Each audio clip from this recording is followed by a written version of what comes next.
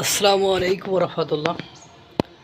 বাংলাদেশের উত্তরবঙ্গের রংপুর, যেটাকে মংগা অঞ্চল বলা হয়, এই মংগা অঞ্চলে কোন জাতের অশিক্ষিত লোক বসবাস করে আমার বুঝে আসে না।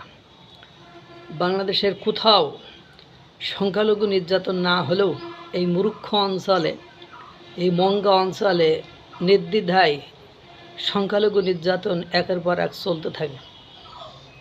এর আগে আপনারা দেখেছেন গঙ্গাচড়ায় কীভাবে হিন্দুদের 22টি পরিবারে হামলা চালিয়ে এই মংগা অঞ্চলের পাগলা ছাগলারা কীভাবে তাদেরকে নির্যাতন নিপীড়ন অত্যাচার করেছে, কিভাবে তাদের বাড়িঘর ভাঙচুর করে লুটপাট করেছে, কিভাবে মাইকে ঘোষণা দিয়ে তাদের বাড়িঘর থেকে লুটপাট করেছে।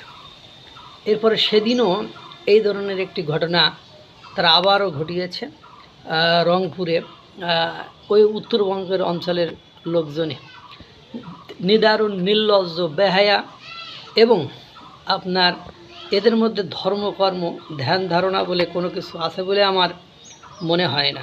একেবারে গোমূর্খ যাকে বলে তাকে।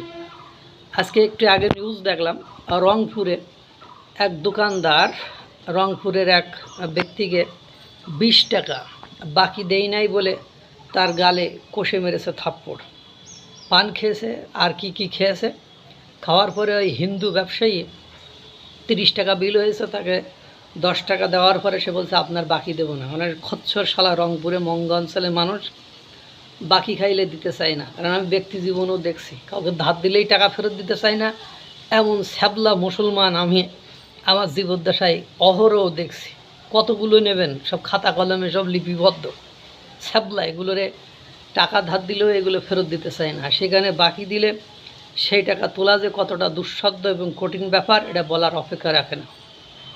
পরে তার গালে মেরেছে থাপ্পড়, মারলে সে দোকানদার সেখান থেকে বেরিয়ে এসে যখন তার জামার কলার ধরেছে, সে তাকার অন্ডকোষে অর্থাৎ বিসিতে জোরে লাথি মেরেছে, সে বিসি গলে জায়গায় পড়ে মারা গিয়েছে এই হিন্দু ব্যবসায়ী। এইভাবে দেখেন হিন্দুদের উপর আর কত নির্যাতন চালানো হবে। আপনারা কি কখনো বাংলাদেশের প্রেক্ষাপটে দেখেছেন অমুক জায়গায় হিন্দু এই 5ই আগস্ট 2024-এর পরে হিন্দু ব্যক্তি কোনো মুসলমানকে হত্যা করেছে, কোনো নারীকে হত্যা করেছে? দেখেন নাই। কিন্তু দুর্ভাগ্য হলো সত্য যে আমরা দীপুচন্দ্র দাস, খোকনচন্দ্র দাস, আমরা এই যে রংপুরের এই হিন্দু ব্যবসায়ী, এদের মতো অসংখ্য অগণিত লোককে আমরা নিপীড়িত, নির্যাতিত এবং হত্যা হতে দেখেছি। এদেশের সরকার যে কি করে দেখেন, এই সংখ্যালঘুদের উপর নিপীড়ন নির্যাতন গোদের উপর বিস্ফোরা হয়ে ফেরত আসছে।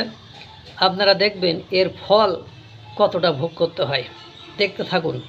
রংপুর হয়তো বা রংপুরবাসী বুঝতে পারতেছে না, তাদের এই বাড়াবাড়ি, তাদের এই মসজিদের মাইকে ঘোষণা দিয়ে হিন্দুদের উপর নির্যাতন, এই যে হিন্দু ব্যক্তিকে হত্যা, এসবের জন্য কি খেসারত দিতে হয় সেটা আল্লাহই ভালো জানেন।